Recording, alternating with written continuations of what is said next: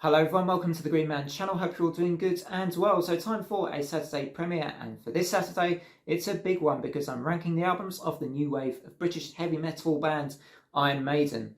Iron Maiden were formed back in 1975. They have no less than 17 studio albums to their name, so this could be quite a long video if I also go into a history of the band. So I'm not going to bother talking much about the history of Iron Maiden. There are plenty of other sources online and other channels that talk about the history of the band, so you can just go and check those out, I'm sure.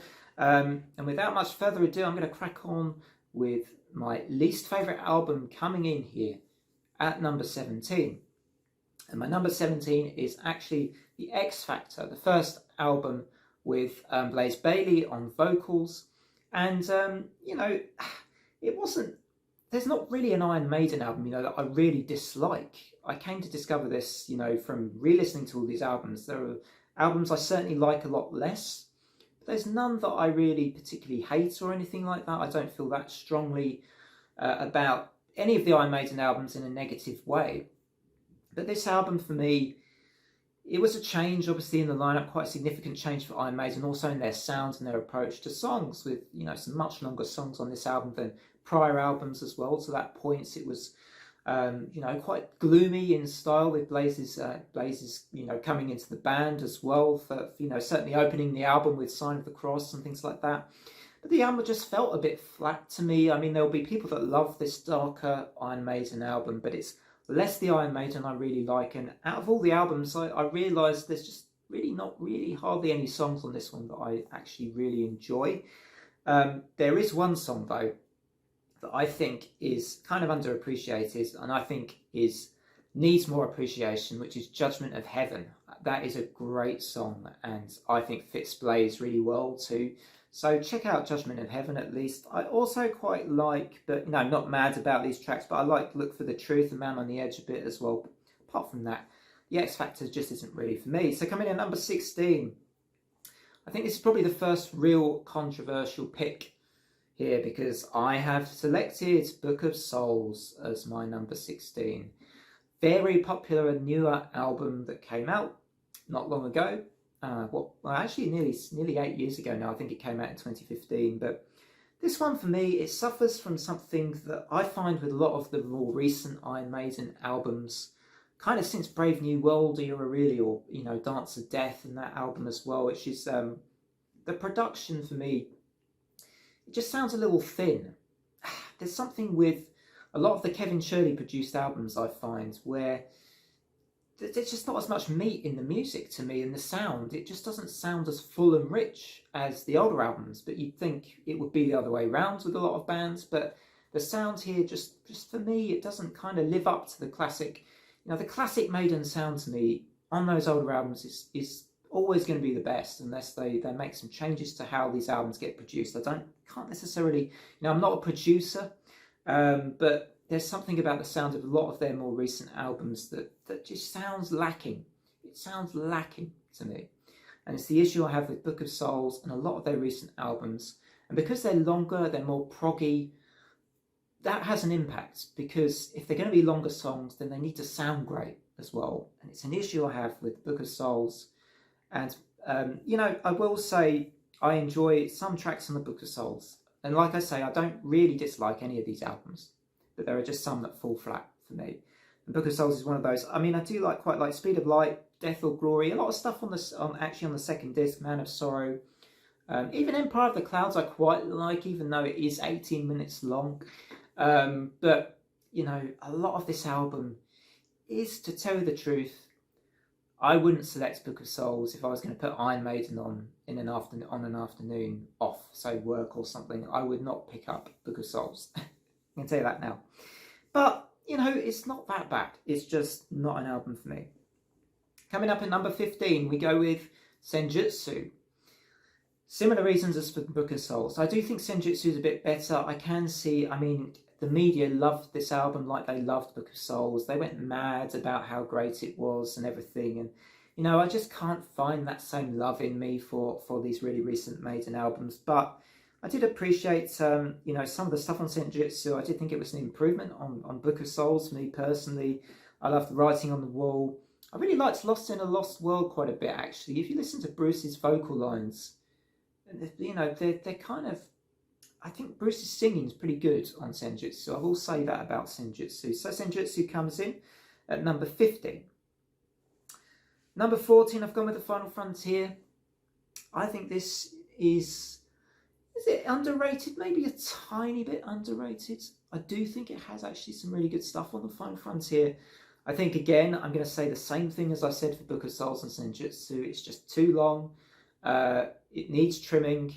The songs that are good, though, on here, I think are really good. The Alchemist is actually a fantastic song.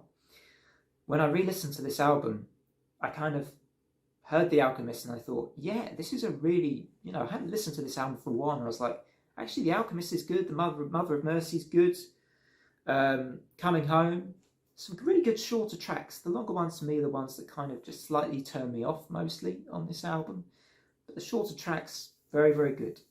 So yeah, Final Frontier, a little bit mixed for me how I feel about that one, but it's 14. It's pretty low down on this list of a lot of classic albums. So number 13 is Virtual 11. A lot of people's least favourite album, Virtual 11. I'm not there with that. I think this has some really good stuff on. The problem is it's a very mixed bag. There's also some pretty bad stuff on here, like The Angel and the Gambler, which is almost famous for how much people don't like that song. And it kind of casts a shadow over the rest of the album a bit, that song, because it's so long and it's just so repetitive. The rest of the album's actually pretty good. You got stuff on here like The Klansman. Opener Future Real is a fantastic way to start this album. I think Blaze sounds great on that track. I think the lead work is fantastic.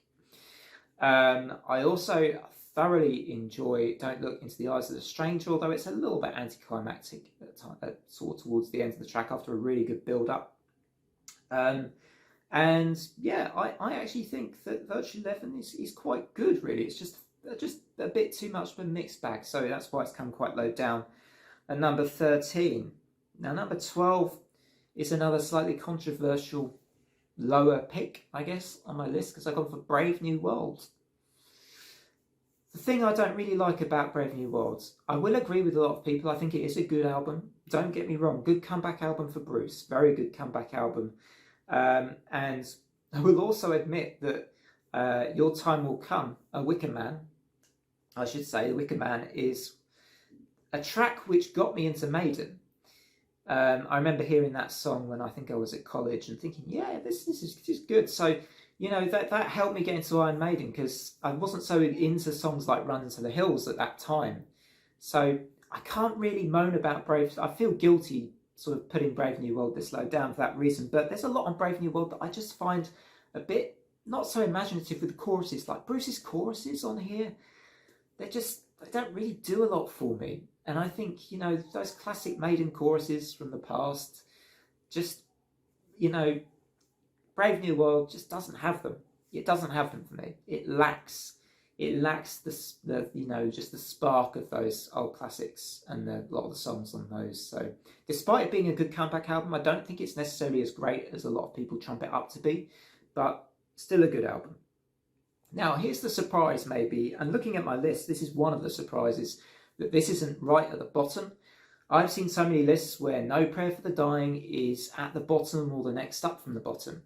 No Prayer for the Dying is a fun album. You know, I don't really understand why so many fans really don't like this album. I listened back to it in preparing for this ranking, and I thought No Prayer for the Dying is a pretty solid album. You know, it does have the sounds of that era, but, you know, it's kind of more of a hard rock style album. It's less of the sort of classic galloping Iron Maiden sounds on this. It's just a bit more of a sort of, you know, just that sound of that time with kind of hard rock, glam rock sort of stuff going on a bit in this album a little bit as well.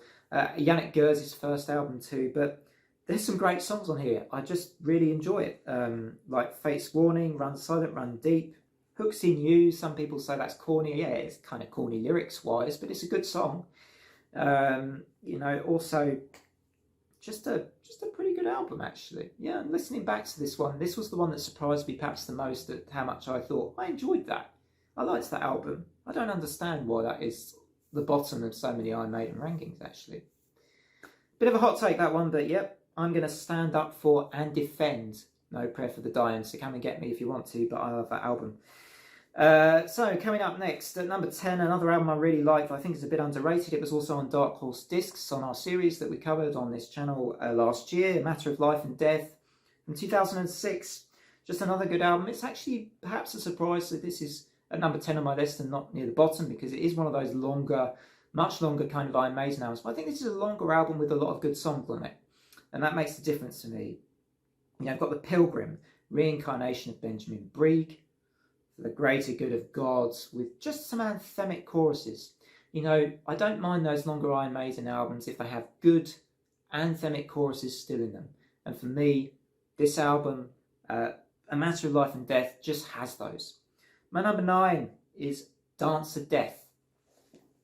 Similarly, for like A Matter of Life and Death, I just really like this album for similar reasons. In fact, Dance to Death is packed with pretty much some really good tracks from start to finish.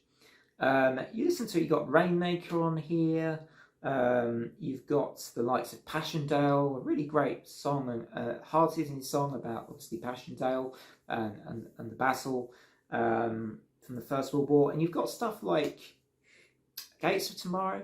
I think that's a really good song as well.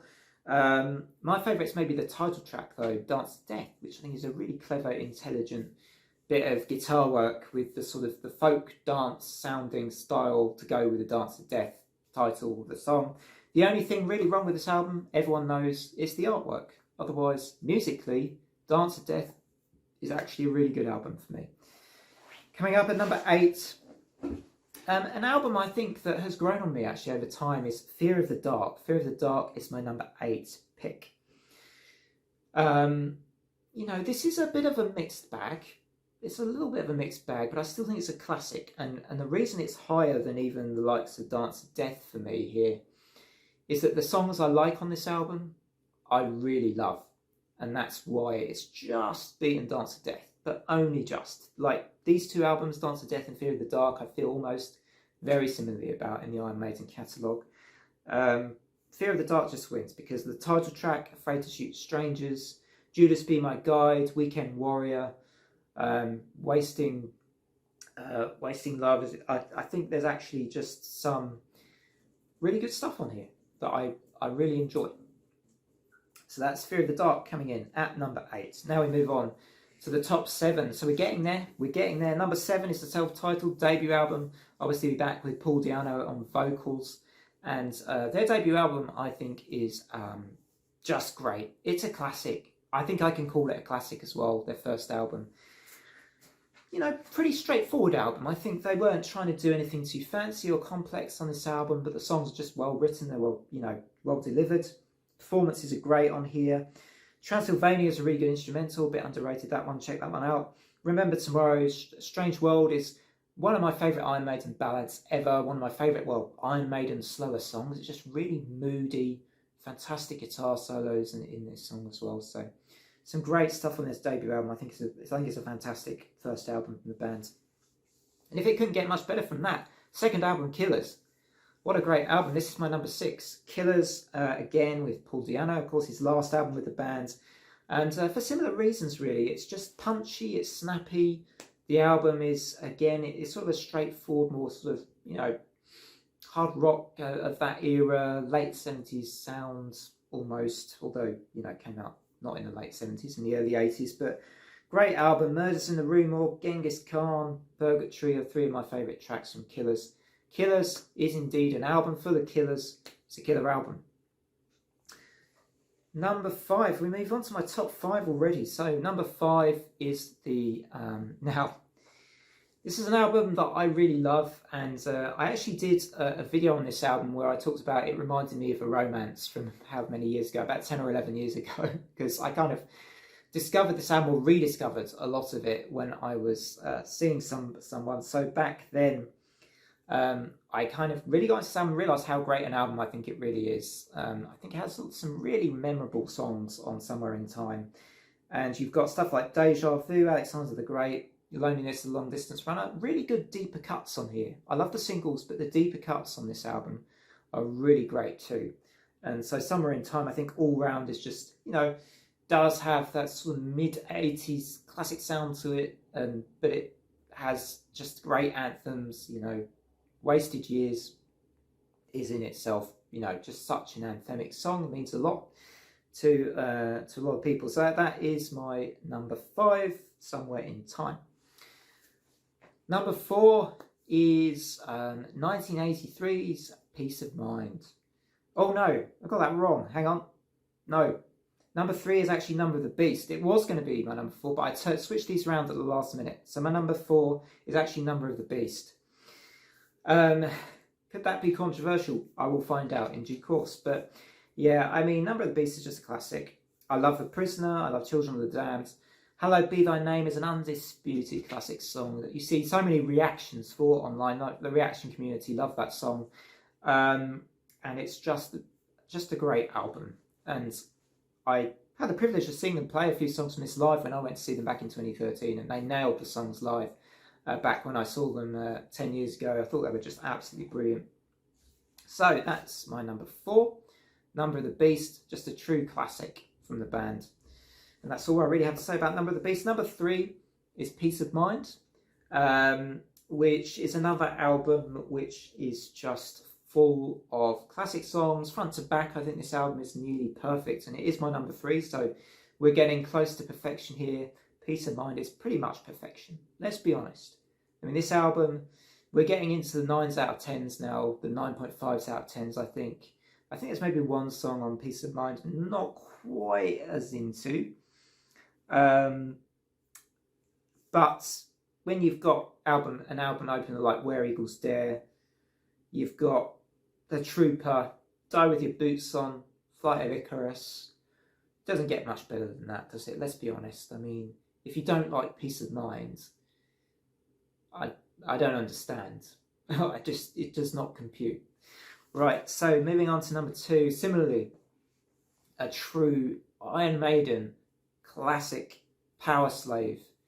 And Powerslave for me was the band just expanding a little bit more into progressive territory slightly here. You had longer cuts like Rhyme of the Ancient Mariner. You also had Powerslave, an absolutely incredible song. I just cannot speak highly enough about that song, particularly for the 2 guitar solos in the album. I think the first guitar solo is absolutely beautiful. It's just a fantastic. I wish we heard more solos like that with modern Iron Maiden. Just a stunning affair. The whole album, you know, you've got catchy numbers like 2 Minutes to Midnight on here as well, which, you know, I kind of like that track. I know some people probably don't. Ace is High, what a classic single. Ace is High, phenomenal song. Anyway, enough. I move now on finally to my number 1 Iron Maiden track. Iron Maiden album of all time.